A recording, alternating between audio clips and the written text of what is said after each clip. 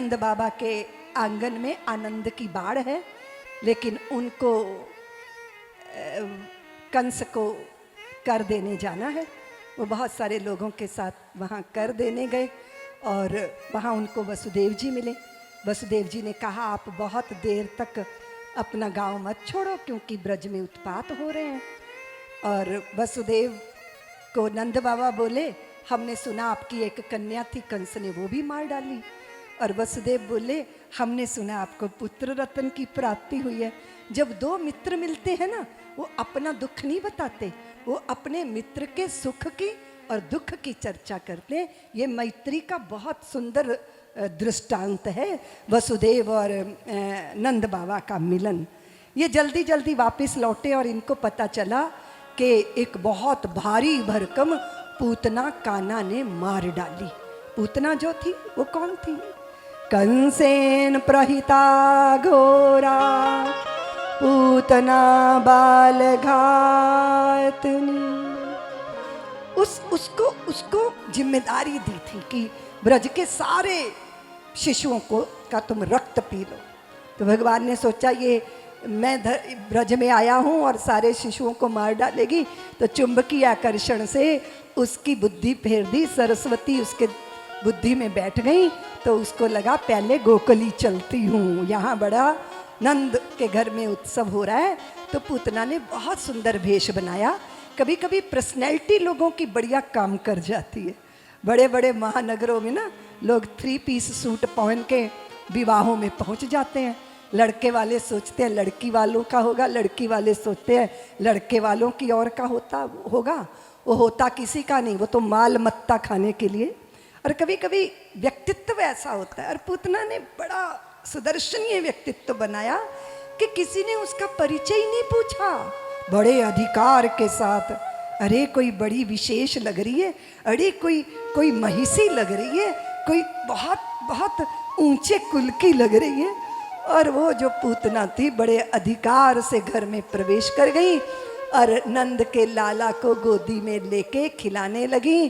और जैसे ही सभी व्यस्त हुए, तैसे ही पूतना नंद गेह के पिछवाड़े कन्हैया को ले गई और अपने कंच की सरकाई, क्योंकि स्तनों पे कालकूट लगाकर आई थी। और कान्हा ने जब ये देखा तो आंखें बंद कर ली। संतों ने कहा, कन्हैया ने आंखें क्यों बंद कर ली? तो आंखें बंद करके वो देख रहे थे कि अरे ये पूतना मुझे दूध पिलाने का सौभाग्य अर्जित कर रही है। पूर्व जन्म में इसने ऐसा क्या कर्म किया था? ओहो, ये तो पूर्व जन्म में बलि की पुत्री थी रत्ना। और जब भगवान वामन बनकर आए थे, उस वामन बटुक रूप को देखकर रत्नमाला को लगा, कदाचित ये मेरा पुत्र होता तो दूध पिलाती। लेकिन जब वामन बन गए विराट और बांध लिया बलि को, तब रत्ना को लगा, हाय हाय मैं इसको दूध पिलाऊंगी, मैं तो इसको जहर पिला के मार डालूंगी। इन दोनों भावों की पूर्ति पूतना के रूप में हो रही है। संतों ने कहा, नहीं नहीं, कन्हैया ने तो आंखें इसलिए बंद की कि वो भोले बाबा को याद कर रहे थे कि शंकर बाबा, मैं तो ब्रज में दूध दही मक्खन उड़ाने आया था, आते ही जहर पीना पड़ रहा है। ये कार्य तो आपका है, इसकी प्रैक्टिस तो आपकी है, इसलिए विष आप पीजिएगा और दूध हम पिएंगे। संतों ने कहा, नहीं नहीं नहीं। कान्हा ने आंखें बंद कर ली कि आंखों और आंखों की एक ही जात होती है ना, और अगर आंख आंख से लड़ गई तो फिर ये आगे की लीला तो रुक ही जाएगी। संतों ने कहा, नहीं नहीं। कन्हैया ने आंखें इसीलिए बंद कर ली, वो विचार करने लगे कि यशोदा मैया को मैं अपने परम धाम ले जाऊंगा, तो ये भी तो मैया की तरह ही दूध पिलाने आई है, माँ नहीं पर मासी तो है। तो इसका उद्धार, इसको कौन सी गति दूंगा। अलग अलग उत्प्रेक्षिकाएं संतों ने लिखी हैं, बहुत सुंदर भाव साधु महापुरुषों के। अब कन्हैया आंख बंद कर लिए, मुख में स्तन जब पूतना ने रखा तो पीने लगे भगवान, पीने लगे, पान करने लगे, पय पान किया। फिर वो जो विष था, वो जो पय था, फिर प्राण थे, और फिर पूतना के पाप भी सब कुछ पी गए। और ऐसा पिया कि वो बोली, मुंच मुंच मुझे छोड़ दे, मुझे छोड़ दे, मुझे छोड़ दे। कन्हैया बोले देखो मौसी, पहले तो मैं किसी को पकड़ता नहीं, और अगर पकड़ लूं तो फिर उद्धार किए बिना छोड़ता नहीं। अद्भुत दृश्य है। सा मुंच मुंचाल मिति प्रभाषणी निष्पीड़िय। हुआ ये कि पूतना के लिए भगवान ने स्वर्ग के द्वार खोल दिए। ये मेरे श्याम सुंदर है। को पावे या को पार, प्रेम नदिया की सदा उल्टी बहे धार। देखो मैं सुनाऊं एक बात अन में, ब्रह्म निराकार रहो गोकुल में खेल। नंद यशोदा के द्वार, प्रेम नदिया की सदा उल्टी बहे धार। को पावे या को पार, प्रेम नदिया की सदा उल्टी बहे धार। जननी की गाती दाई पूतना कुपे,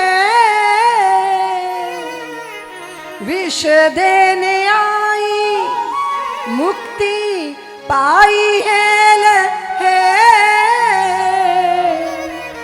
खुले स्वर्ग के किवार, खुले स्वर्ग के किवार, प्रेम नदिया की सदा उल्टी बहे धार। को पावे या को पार, प्रेम नदिया की सदा उल्टी बहे धार। भगवान ने विष देने आई ये नहीं देखा, भगवान ने देखा दूध पिलाने आई।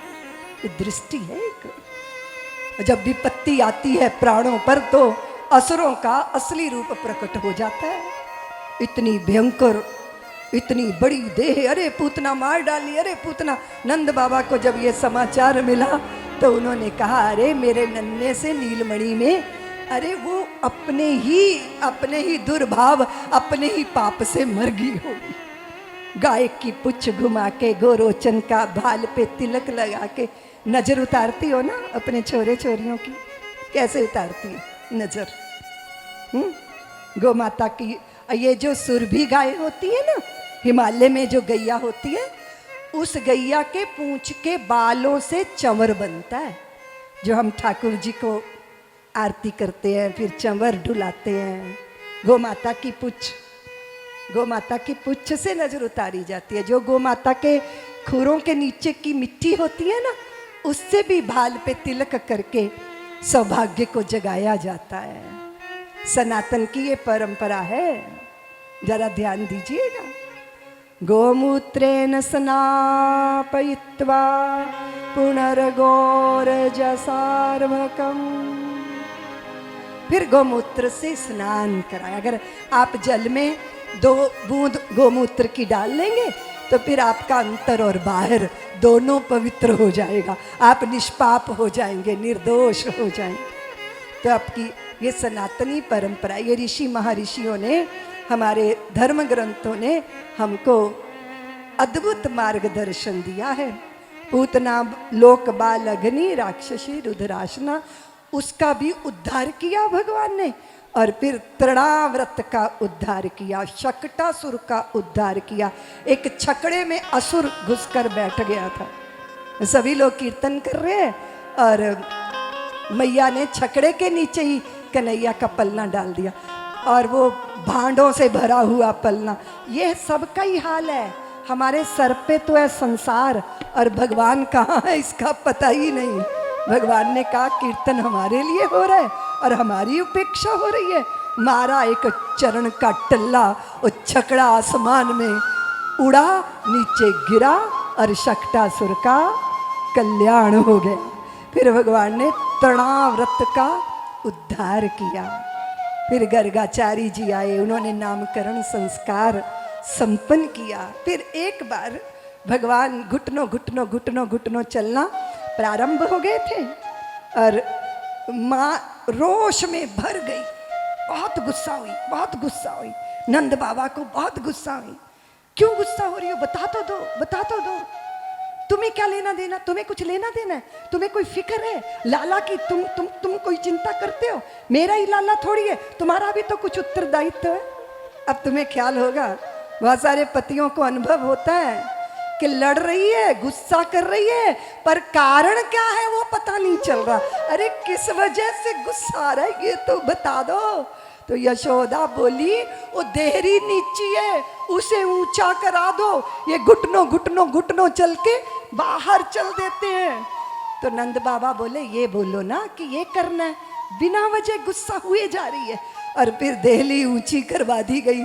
श्याम सुंदर ने सोचा कि यहाँ कुछ नया हुआ है, क्या हुआ है जरा देखा तो जाए। तो ऊंची सी देहली पे ऊपर लटक गए। सारे देवगण आसमान में इस लीला का दर्शन कर रहे हैं। सारे जगत का तारणहार यशोदा की मैया की देहरी पर, यशोदा मैया की देहरी पर लटके, ऊपर ही लटके रह गए। मैया मैया मैया, अरे मेरे कन्हैया ने मैया कहा है, मैया। घुटनों चल के गौ माता के गैया के सींग पर लटक जाते हैं। कभी लकड़ी जलती पकड़ लेते हैं, मैया रक्षा करती घूमती है। काना काना कन्हैया कन्हैया, और कन्हैया बोलते हैं मैया मैया।